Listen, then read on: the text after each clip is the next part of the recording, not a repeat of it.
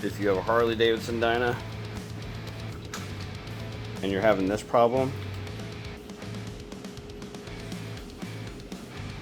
with your LED upgrades, just look this up.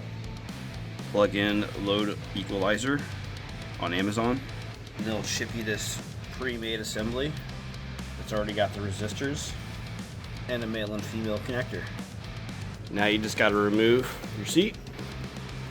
Look for your turn signal connection.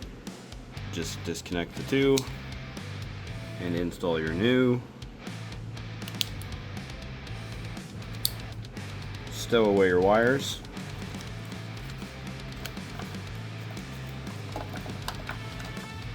And give it a whirl. Easy.